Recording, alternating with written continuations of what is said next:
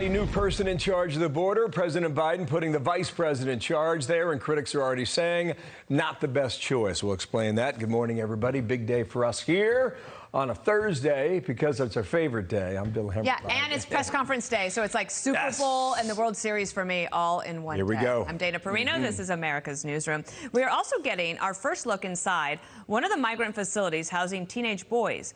The Biden administration allowing one camera inside the facility, which is not considered one of the most overcrowded. More on that in a moment. It paints a drastically different picture than the images we saw from a different facility earlier in the week.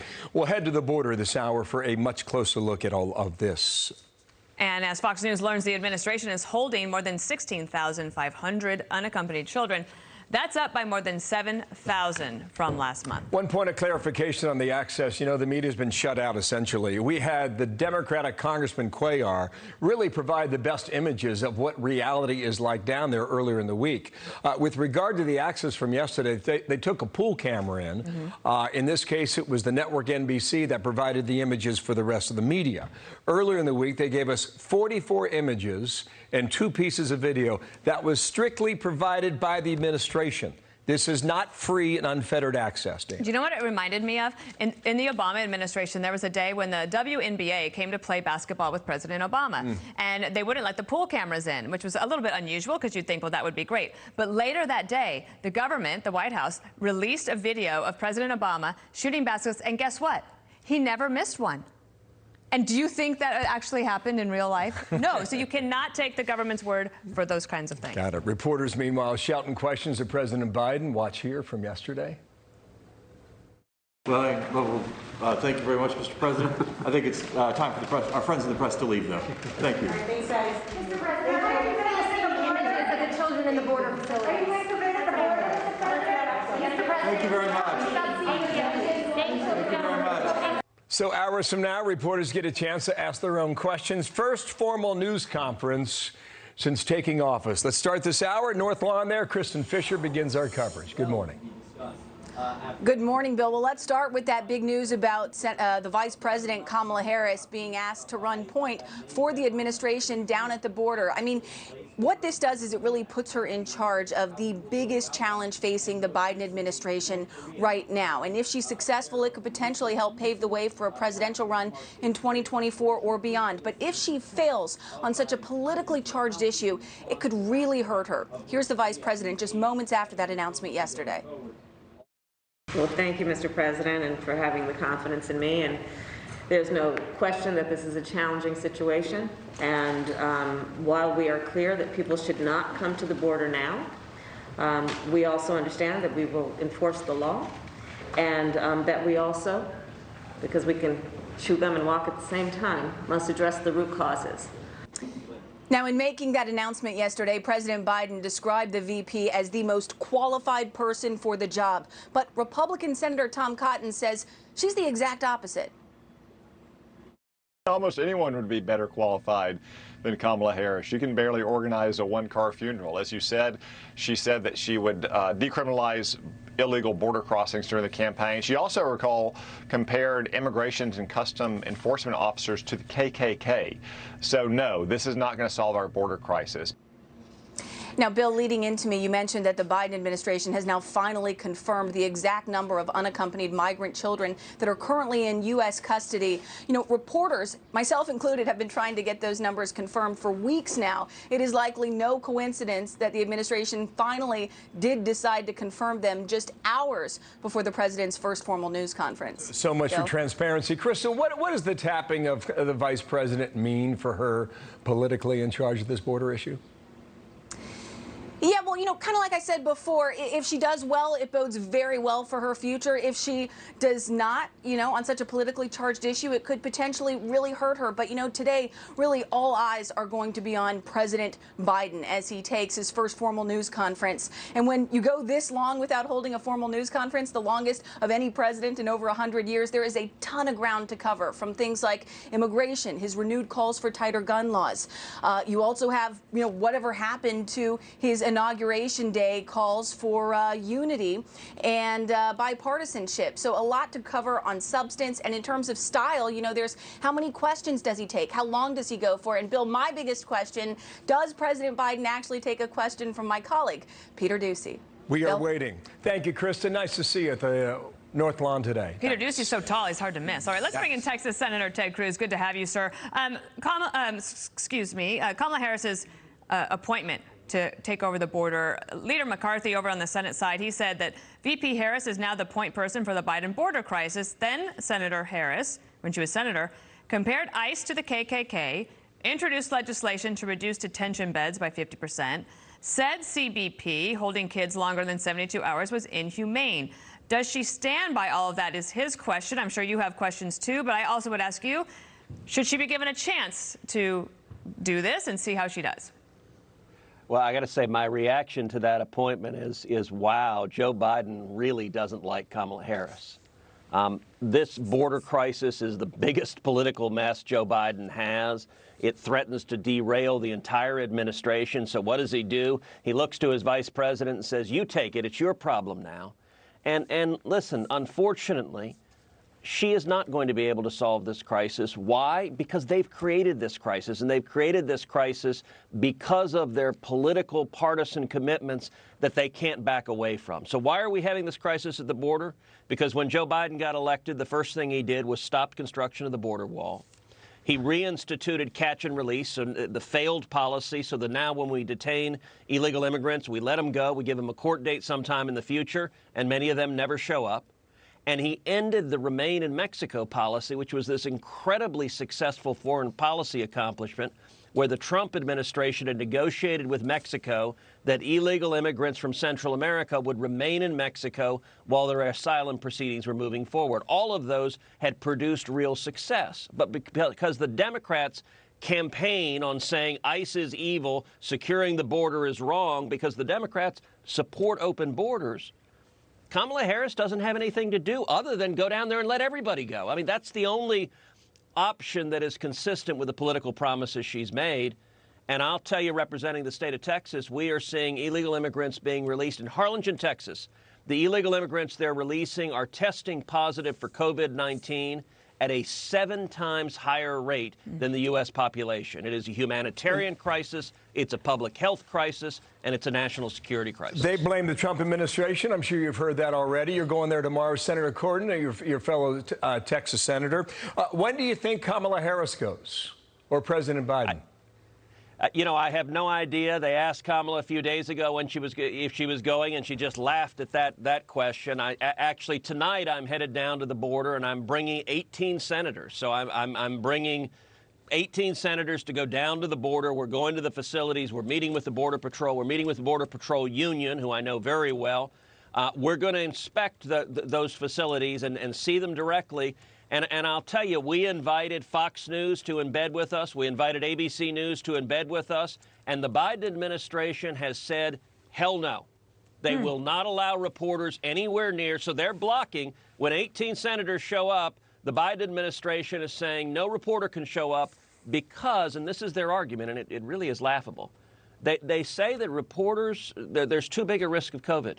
That if there's a cameraman, suddenly it's a COVID crisis. Never mind the Donna facility, which they won't allow reporters into. The Donna facility, its capacity is 250 people. It currently has nearly 4,000 people in it. That is 1,500% in excess of its capacity. There's a reason they don't want reporters in there. It's not COVID. The reason they don't want reporters in there is because they don't want the American people to realize the absolute train wreck of a policy that the Biden administration is implementing. Senator, you can let them know we've been working for a year nonstop. Yeah. 2 more topics quickly, Dan. Well, I wanted to ask you about the other thing that's happening, and this was a big deal yesterday. H.R. 1, which is the bill that the Democrats passed in the House to basically completely change voting rights in America. There was a hearing on it yesterday. What do you think is the most important thing for Americans to know about that bill? So I think this is the single most dangerous bill being considered by Congress right now. It is the Corrupt Politicians Act, because it is designed to entrench corrupt politicians in office and to keep Democrats in power for 100 years. What does it do? It has the federal government take over all elections.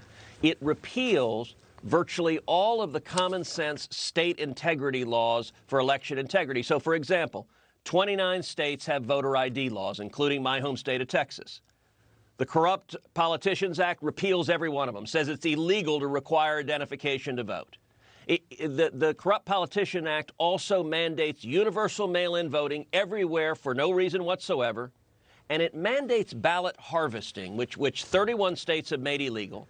That's paid political operatives that say go to a nursing home and they collect hundreds of ballots.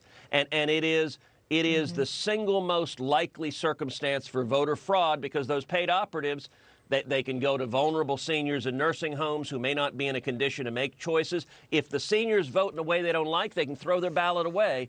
And the Democrats are trying to expand those opportunities for fraud.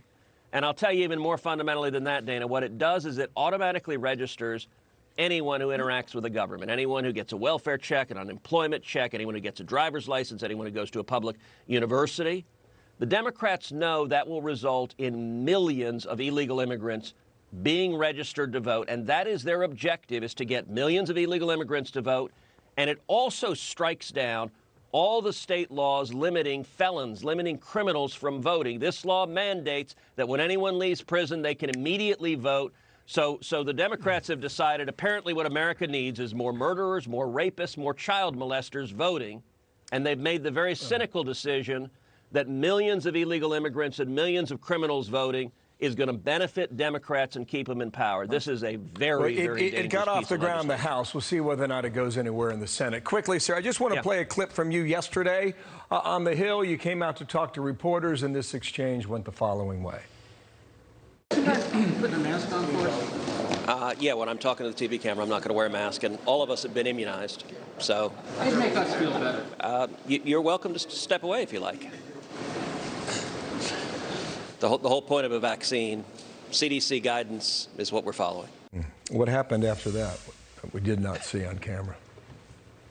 Well, that particular cameraman went and left, and he decided he didn't want to be at the press conference. That's fine. He's welcome to make that choice. You know, at some point, it is a little silly. I got to say, if you turn on the TV on any given day and watch, say, the White House press conference with Jen Psaki, she hasn't worn a mask a single day, and you didn't see any petulant reporters throwing a fit and running screaming out of the room. It's particularly absurd when every senator standing there has been vaccinated. And at some point, it just becomes theater. It just becomes a virtue signal as people wear 2, 3, 4 masks. Listen, I'm not someone who says never wear a mask. I think you should use common sense precautions. But people have gotten pretty crazy about this stuff. Senator, thank you for your time. We went through a lot. We'll see what we get today. Thank you, Ted Cruz. Take care. God bless. Washington. Thanks. We'll see how the trip goes. I guess the CDC is still saying that if you, even if you've been vaccinated, you still could be a carrier, and then you could pass it on. But you know.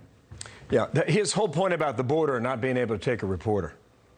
It's never. It's been a long time since it's worked this way. Well, what Henry Cuellar showed is that the fact that we all have phones now, and the senators do, that you can't tell a senator that you can't take a picture or a video. So I'm imagining, I guess, that they'll have to whether it's Cruz or Cornyn or others. You're right. The White House now firing back after Senate Minority Leader Mitch McConnell said on our program yesterday he has not spoken to President Biden since he was sworn in back on Jan 20.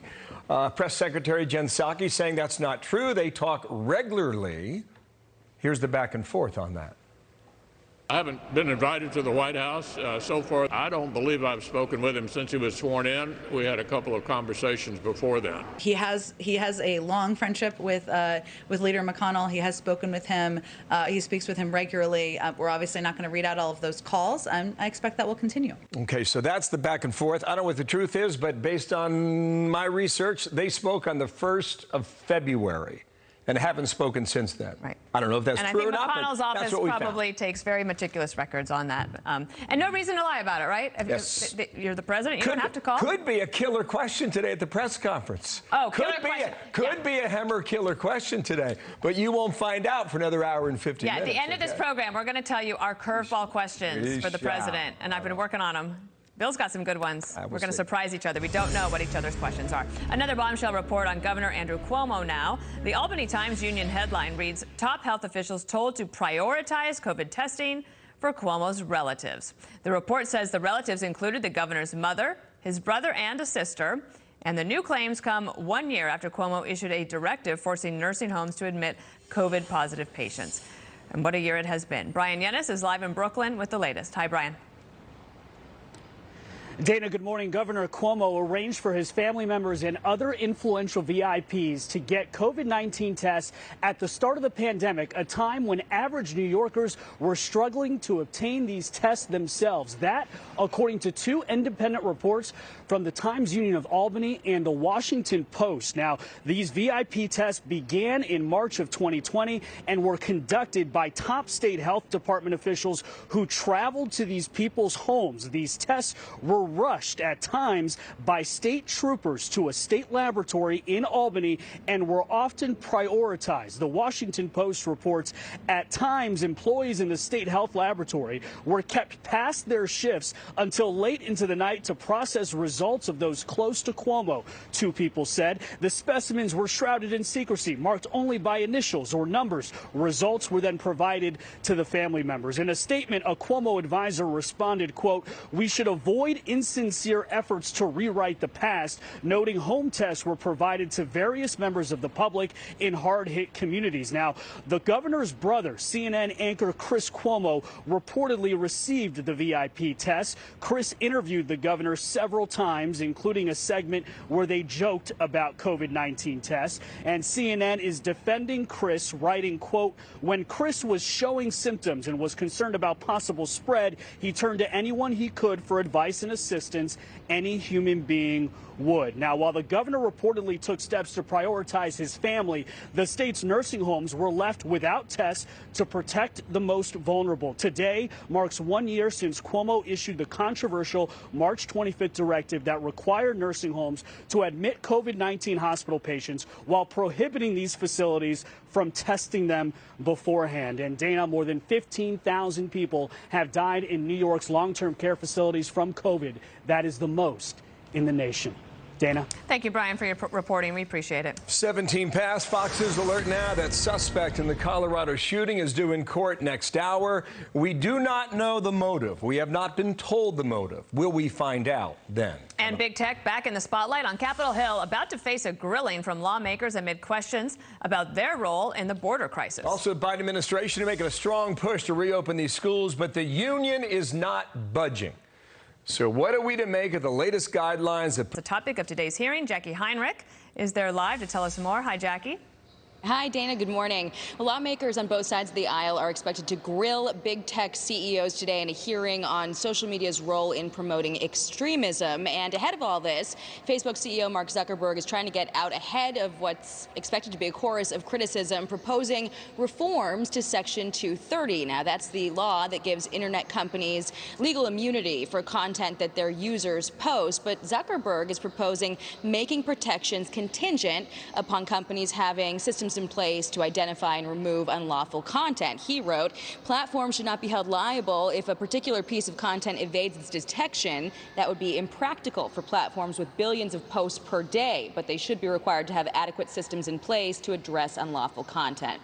Democrats believe tech companies have not been held liable for real-world harm stemming from their platforms. They're likely to discuss efforts to overturn the 2020 election and activities around the January 6th insurrection, as well as anti-vaccine content. Republicans also argue that Section 230 acts as a shield for Silicon Valley to silence conservative voices. After Twitter, Google, and Facebook limited and blocked people associated with right-wing activism, you can expect Republicans to focus on of these platforms. There'll be questions about mental health. I have a special interest in that because I think there's a big problem with particularly our students in the realm of mental health right now. At least one lawmaker will reveal their own plan to address this. They're going to propose a federal agency to oversee these companies, and the CEOs will try to argue that they can do this regulation themselves and do it fairly. We'll see. I'm going to be paying attention to that one. Thank you, Jackie. So now the Biden administration renewing its push to reopen schools as the union takes issue with a revised CDC social distancing guideline. The CDC says 3 feet is okay. That is not good enough for the teachers, though. Dr. Nicole Saphier with us now. Good morning to you. 3 feet, 6 feet. What's it going to be this week? I just want to quote a line from a Yahoo piece here. Displeased at the 3-foot guidance, an implicit warning that the teachers will come back into the classroom at their own pace.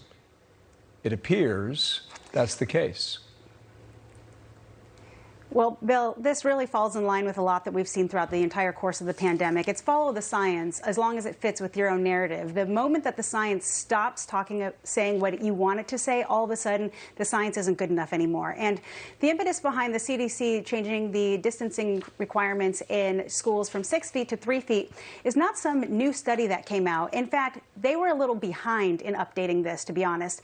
But the truth is, all the data shows that 6 feet versus 3 feet really doesn't make a difference as long as children are wearing face masks and they're in those social pods and you have some adequate ventilation. So while the teachers union are now coming out saying, well, they don't have the resources to do the 3 feet, that's not true. The science is there. The science is there showing that with children wearing face masks, it is extremely safe for them to get back to school, for the children as well as for the teachers. What do you hear from, I know that you see patients regularly, obviously a lot of them are parents, some might even be teachers. What do you think the concern is? What is the underlying issue here?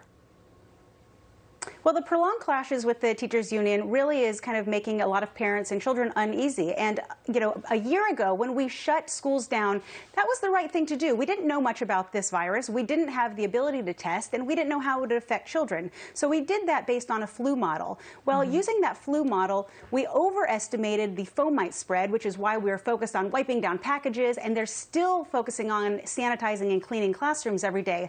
But by last summer, we knew that we had underestimated the aerosol spread of this virus. And so it was last summer that people started saying it's time to increase ventilation. And so unfortunately, because that didn't get done, people now went into September school year not necessarily having the updated ventilation. The Accountability Office came out with a report last month showing that 54% of public schools across the nation either needed to replace or update their HVAC units.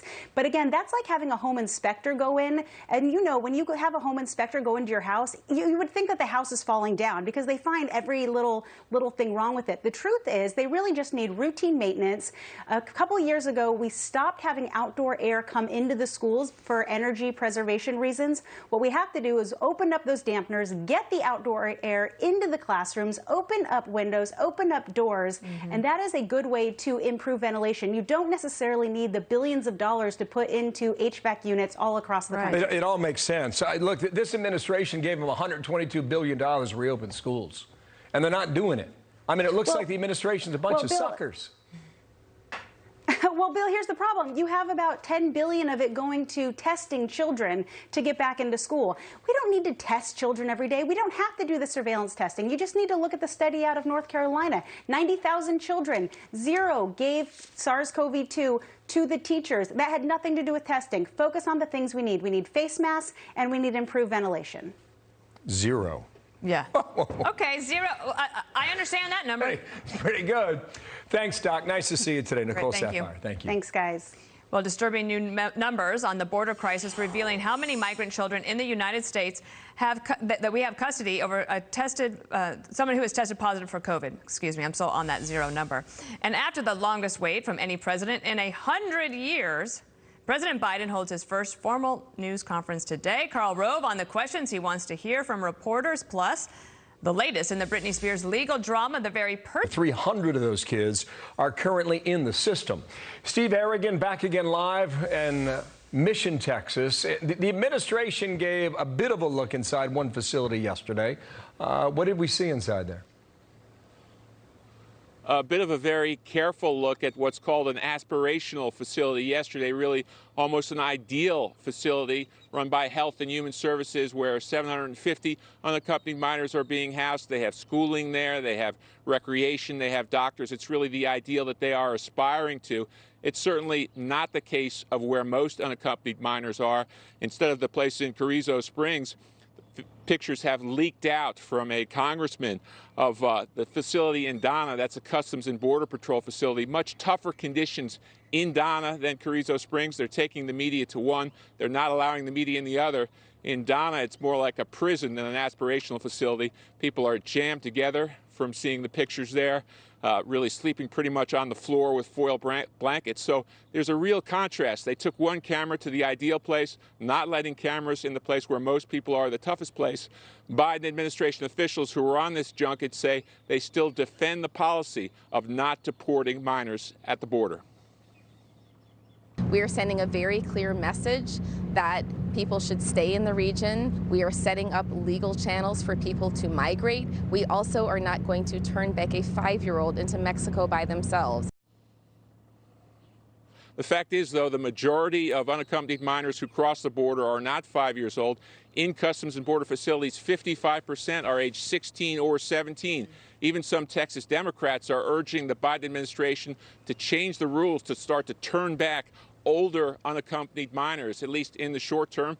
And the U.S. military also preparing to pitch in, offering housing and vacant land on 2 military bases inside Texas. Not clear how many unaccompanied minors will be housed on those U.S. military bases. Bill, back to you. On the beat goes. Thank you, Steve Harrigan, Mission, Texas. Preparing for the press conference tomorrow, sir? Pardon? Are you preparing for the press conference tomorrow? Ready for the press conference tomorrow, sir. For the press conference. President Biden joking with reporters who waited 65 days for his first solo news conference. It's scheduled for this afternoon at 1:15 Eastern Time. Carl Rove is here to talk about it with us. So want to get your thoughts on this. There's a lot of buildup to this press conference. Expectations are high. I want to ask you about this because I think some Republicans expected him to be a little bit more like a Jimmy Carter figure. But Charles Cook writes in the New York Post, Joe Biden, you're no FDR or LBJ. As a historian, Carl, size this up for us. Well, look, we're only 60 some odd days in, so we don't know what he's going to end up being. We do know that in the first couple of months of his presidency, he has been far more left-wing than he promised during the campaign and has made little or no attempt whatsoever to unify us. He said in his inaugural address his whole soul was in unifying the country, but he has made little or no effort to reach out to his political opposition. Instead, we're seeing a replay of the first days of the Barack Obama-Joe Biden administration where they stiff-armed the Republicans and tried to relegate them. Carl, to that point, I just heard from Minority Leader Kevin McCarthy, who said that he has not spoken to Joe Biden since the president took over on January 20th, and he hasn't received even a response, a yes or a no, to 2 requests that he's sent to meet with the president about the border.